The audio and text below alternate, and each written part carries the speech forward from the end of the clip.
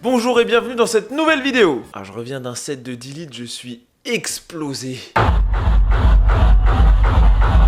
La saison est déjà quasiment terminée, la grosse majorité des parcs ont déjà fermé, l'hibernation hivernale commence, le manque de rides se fait déjà ressentir. Mais du coup, maintenant que la saison est terminée pour la plupart d'entre nous, que vous est-il arrivé pendant cette saison 2019? Avez-vous eu des histoires insolites, des anecdotes étranges à raconter, des souvenirs marquants ou des moments super cool passés dans les parcs? Et oui, je vous avais demandé pour la 3e fois de me raconter tout ce qu'il a pu vous arriver dans les parcs, vos anecdotes les plus insolites, les plus étranges, mais les plus cool aussi. Vous avez été très nombreux à me partager vos histoires. J'ai dû bien sûr sélectionner pas mal de commentaires, en rejeter plein aussi pour pas avoir une vidéo trop longue. Donc penchons-nous sans plus attendre sur vos anecdotes les plus insolites de la saison 2019. Ou peut-être d'avant. Un samedi de peur sur le parc, mes parents étaient partis faire la maison de la peur et m'avaient dit de obligatoirement rester à la sortie de la maison hantée. Je sais pas pourquoi, je sens que tu ne les as pas écoutés déjà. Il y avait 35 minutes d'attente, je décide donc d'aller faire Osiris en single 7 fois. Et j'avais mis mon chrono sur mon téléphone pour revenir à l'heure. Ah ouais, vénère l'organisation quoi. Je décide encore d'en faire un, il restait 5 minutes sur mon téléphone avant que mes parents ne sortent de l'attraction. Mais malheureusement, j'ai fait une single de trop et fait un arrêt lift. Ah le bon arrêt lift qui tombe au moment où il faut pas. Mes parents m'ont attendu 10 minutes devant la maison hantée, déjà que les arrêts lifts sont rares, mais là c'est arrivé au pire des moments. En effet, c'était vraiment pas le moment qu'un arrêt lift arrive. C'est vrai que parfois on n'y pense pas, parfois on est ric-rac dans nos timings. Exemple, moi à Peur sur le parc, je voulais absolument faire Osiris en même temps que le show. Bon, j'ai réussi. Mais imaginez, il y aurait eu un arrêt lift juste avant qu'on embarque dedans, ou même pendant notre tour. Ça nous aurait tout fait foirer. C'est un peu ça qui s'est produit ici, t'as eu l'arrêt lift qu'il ne fallait pas, et du coup, ça a foiré tout ton plan avec le chrono et tout, alors que tu étais si bien organisé dès le départ.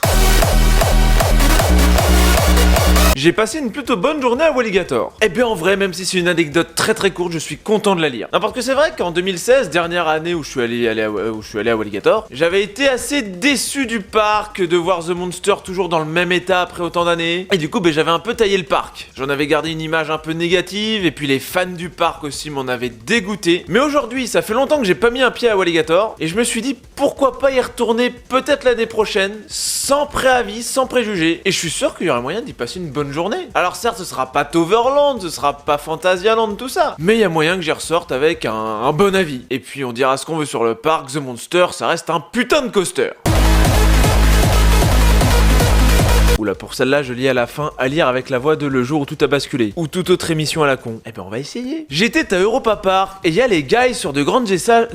Si je commence comme ça, c'est mal barré. J'étais à Europa Park, et il y a les guys sur de grandes échasses en Russie. Sauf que ce n'était pas une journée normale pour ce monsieur. En effet, une horde d'enfants agités se dirige tout droit vers lui, et du coup, il commence à lui agiter le pantalon. En quelques instants, le monsieur s'est retrouvé écrasé au sol, tel un pantin désarticulé. C'était catastrophique comme imitation. Dites ce que vous voulez, mais moi je pense que c'était affligeant. Et pour commenter l'anecdote...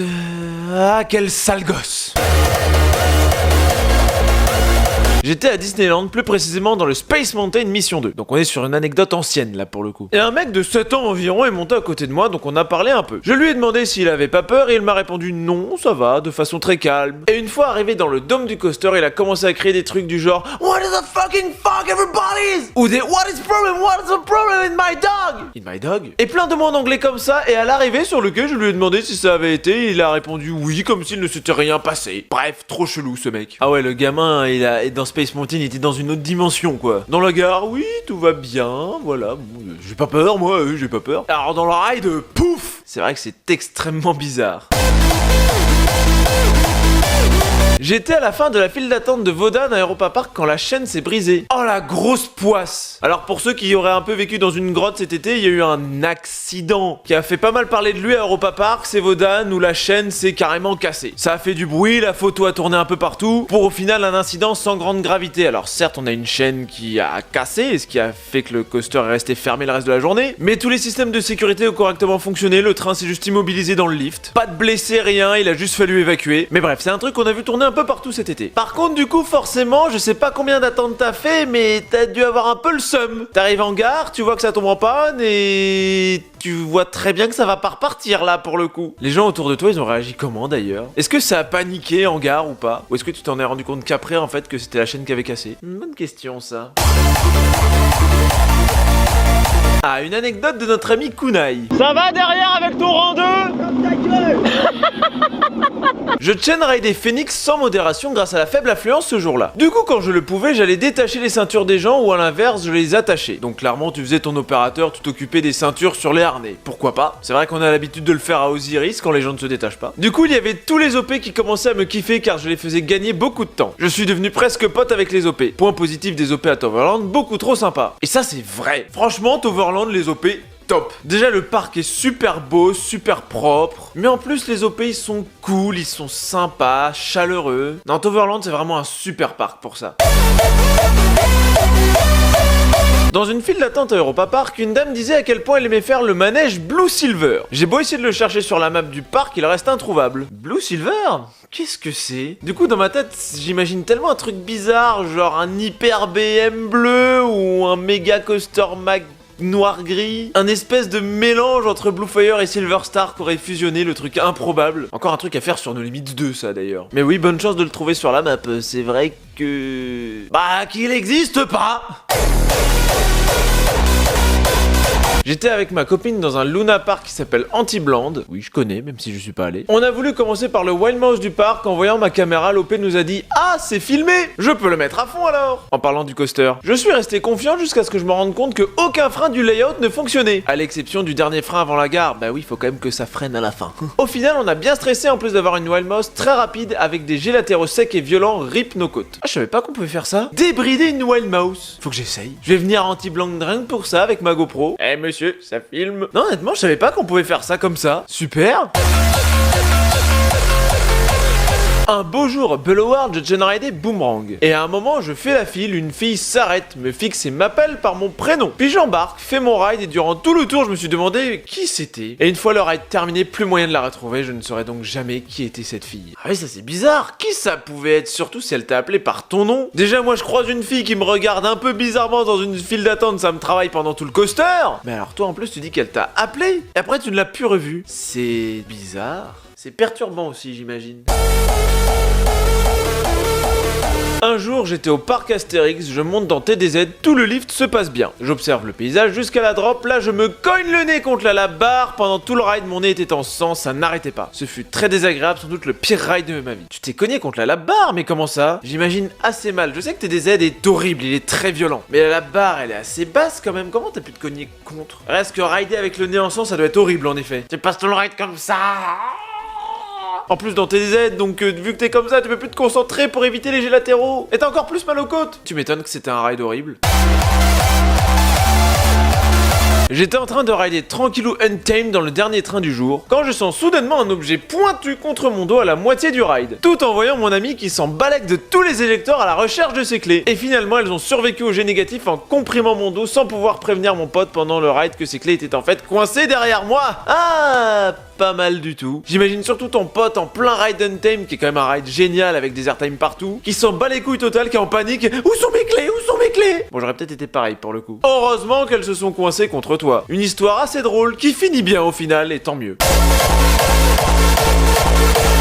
À Walligator, dans la file d'attente du Monster, une fille criait « Plus vite, plus vite !» Et une heure après, je termine un ride dans Anaconda, encore dans le train, la même fille qui applaudissait cette fois. Estime-toi heureux, toi tu croises une fille, tu la retrouves dans le parc au moins. Bon après, c'était pas une fille qui t'avait lancé des regards étranges, tout ça. Donc en fait, ça a rien à voir avec mes histoires, moi. N'empêche, quel curieux hasard de retomber contre elle. Mais tu me diras, Walligator, c'est pas si étonnant que ça en fait. Comme le parc est souvent assez vide, mais moi à l'époque où j'y allais, ça m'arrivait très souvent de recroiser les mêmes personnes d'une attraction à une autre.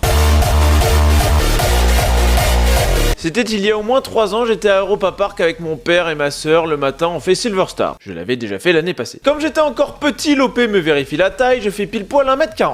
L'après-midi, mon père et moi décidons de le refaire, rebelote, l'OP vérifie la taille, et il me sort un 9. Mon père sort la photo qu'il avait achetée au ride le matin où j'étais passé, et la conclusion de l'OP était que les enfants perdent de la taille au fur et à mesure de la journée. Il y avait déjà une histoire comme ça dans une vidéo avant. C'était Indiana Jones, quelqu'un qui avait perdu quelques centimètres, 1 ou 2 en pleine journée alors alors qu'il faisait pile poil la taille? Est-ce que c'était la même personne? Est-ce que les coasters réduisent vraiment le nombre de centimètres qu'on fait au fur et à mesure d'une journée? Si ça se trouve, je fais 1m79, mais à la fin d'un chain ride d'Osiris, je fais 1m77! Et mes 2 centimètres perdus repoussent la nuit, je ne sais pas. Non, en vrai, il y avait quelqu'un qui m'avait donné une explication. Comme quoi, au fur et à mesure de la journée, notre corps se tasse un peu et du coup, on perd en effet 1 à 2 centimètres. Et puis, on peut rajouter que d'une toise à une autre, ça peut être légèrement différent aussi, enfin voilà.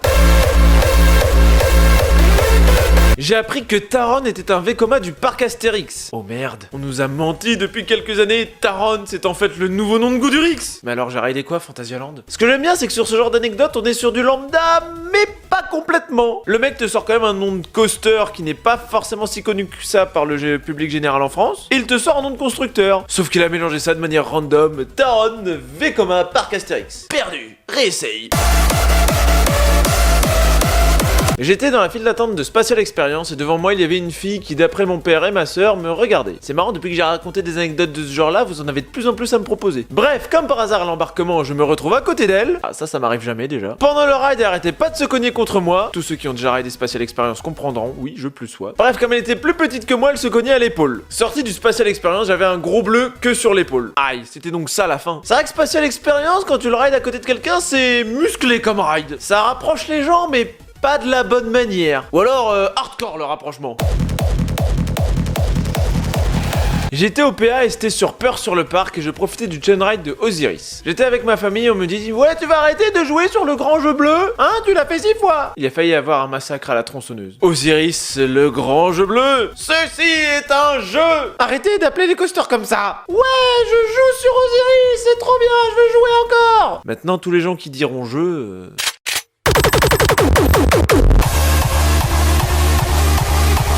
À Toverland, il y a des petites filles qui ont pleuré parce qu'elles ne faisaient pas la taille requise pour Phoenix pendant 5-10 minutes. Oh non, c'est trop triste ça. Mais j'avoue, comment tu dois pas être bien quand tu veux faire une attraction et que t'as pas la taille? Ça doit être horrible. Ah, c'est sûrement l'anecdote la plus triste que j'ai jamais eue dans cette série de vidéos.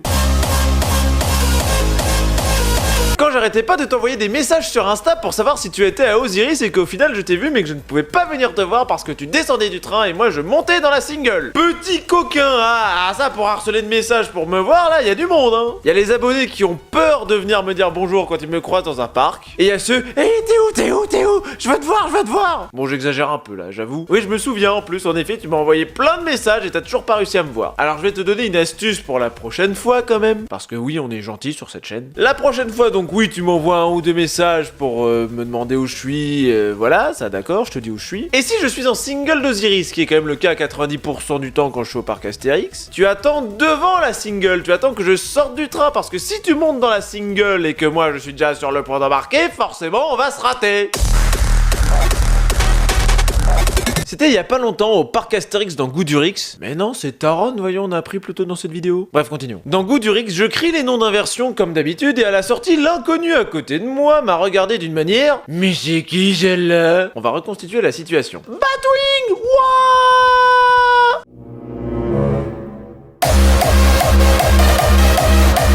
J'étais dans Osiris et la meuf à côté de moi m'a attrapé la main super fort pendant tout le ride et sur la zone de frein, elle m'a même remercié de lui avoir donné la main. Je ne la connaissais pas. Ce genre d'histoire qui m'est déjà arrivé sur Rock'n'Roller Coaster, exactement pareil, sauf qu'à la fin, la fille ne m'a pas remercié parce que telle une pile électrique que je suis tout le temps, la preuve je ne suis pas fatigué alors que je reviens d'une putain de soirée avec Dilith, et ben moi dans Rock'n'Roller Coaster, pendant tout le ride, j'avais une main qui tenait celle de la fille, enfin c'est plutôt la main de la fille qui tenait la mienne, et l'autre main qui sortait du harnais en mode...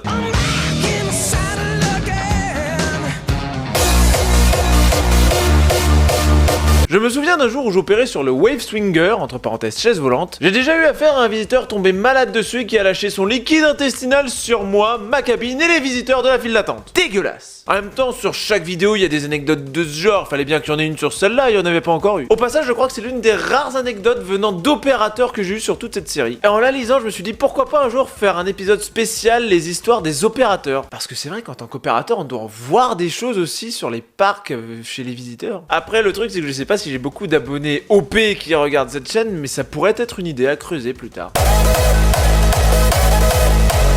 C'était sur Goudu, j'étais avec mon frère et il lui restait une part de pizza venant du restaurant Caius Pizza. Il mange sa part dans le lift au first, sachant que moi je me suis placé au last. Déjà cette configuration est géniale quand t'as deux potes, un qui est tout devant, un qui est tout derrière. Et au début du butterfly, il lâche la croûte de pizza et je me la prends en pleine figure. J'en ai rigolé pendant des semaines, sur Goudu même la bouffe te met des baffes. En même temps, l'idée de manger sa pizza en plein ride, c'était pas très intelligent, faut bien dire ce qui est. Ah et promis, c'était pas moi, je sais que je mange beaucoup de pizza, mais là c'était pas moi. Hein. Non après c'est sûr que ça devait être assez rigolo. Par contre, heureusement que c'est toi qui t'es pris les croûtes et pas un visiteur random, sinon je pense qu'on vous aurait un petit peu crié dessus. Ça me rappelle une anecdote rapide qui m'était arrivée à Goliath à Walibi Holland. C'est le 30 juin, je chain ridais ce coaster et je profitais en même temps du Defcon qui se tenait juste à côté. Et sur un de nos nombreux rides pendant le set de D-Block et Stéphane, il y avait eu une personne devant nous qui avait un sachet de popcorn ouvert. Et ben à chaque airtime, on voyait des popcorn voler. Tandis que les gens juste derrière nous, bon ils ont vu que c'était pas nous, mais ils râlaient un peu, on sentait que ça les faisait chier d'avoir des popcorn qui volaient. Nous, on a trouvé ça un peu rigolo.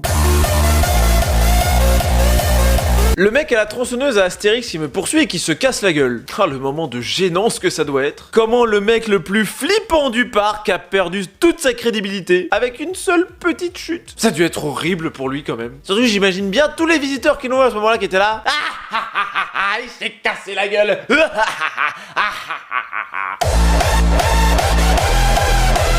J'ai fait Monster il y a pas longtemps, c'était mon premier Inverted et je ne voulais pas aller au first row. Je voulais aller au 3ème rang, tout était pris sauf le first row. Ah ouais, alors ça c'est pas mal ça, tu veux pas aller au first row, tu veux aller à un rang random et les seules places de disponibles qu'il y a c'est le first. Putain, qu'est-ce que j'aurais aimé être dans une situation comme ça moi. Mais non, moi ça m'arrive jamais quand je veux le first sur un coaster où on peut pas demander 3ème rang et 5ème rang. Oui, je vise les opérateurs de Goudurix à travers cette remarque. Mais oui, qu'est-ce que ça devait être drôle sinon. Je t'avais vu une fois au parc Astérix mais je n'ai pas osé venir te voir. Donc je t'avais fait signe au loin en gueulant Dinrel, mais tu ne m'as même pas calculé. Merde, je t'ai pas vu en fait. Oh merde. Ah, je suis vraiment désolé. J'étais dans la file de loup-garou et avec une amie on a décidé de passer tout le ride avec de l'eau en bouche. Au niveau des bunny hops du milieu, j'ai avalé l'eau de travers et j'ai tout recraché dans la gueule de mon ami qui a à son tour tout recraché. Et c'est probablement l'arrière du train qui s'est ramassé toute l'eau, on n'a jamais su. Ah mais ça c'est encore une idée bien stupide. C'était déjà arrivé dans la vidéo précédente, des gens qui voulaient faire la même chose sur The Monster. Ça avait foiré, vous auriez dû le savoir. Pourquoi vous avez fait la même chose? Bon bah là c'est la deuxième fois qu'on raconte une anecdote de ce type. Maintenant je pense que vous avez compris, les gens qui regarderont cette vidéo, que ce défi est stupide et qu'il ne marche pas.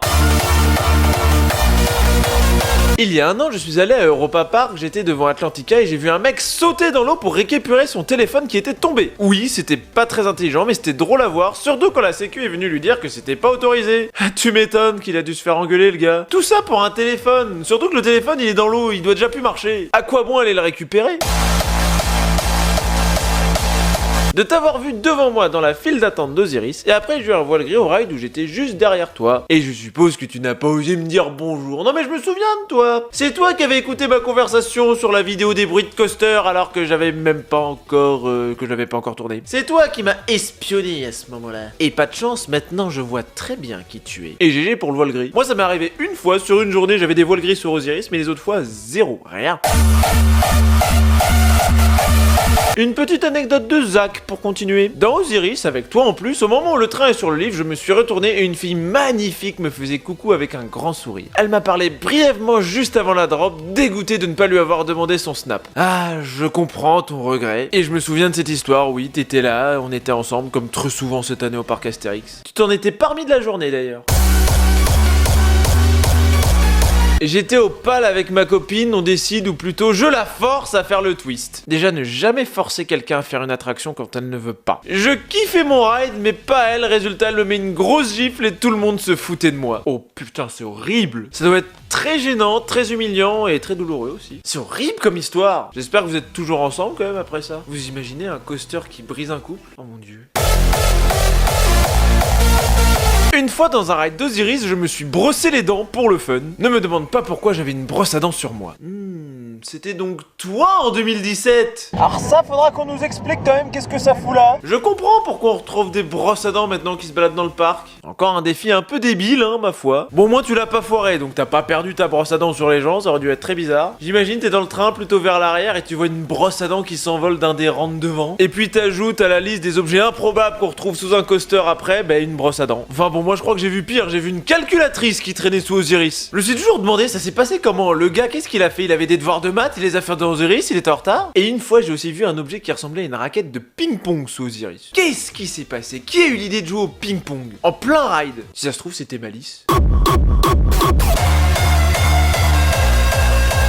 Je suis allé à Plopsaland et l'opérateur de l'attraction Anubis m'a dit bonjour maman. Ah, ça devait être très étrange en effet. Et voilà, c'est la fin de cette vidéo sur vos anecdotes les plus folles, les plus bizarres ou les plus cool qui a pu vous arriver dans les parcs. J'espère que celle-ci vous aura plu et on a encore vu des défis de merde dans les coasters, des histoires improbables se passer, des rencontres qui n'ont pas abouti. Sur ce, je vous laisse, n'oubliez pas que vous pouvez me suivre sur Facebook et sur Instagram. Je vous dis à plus.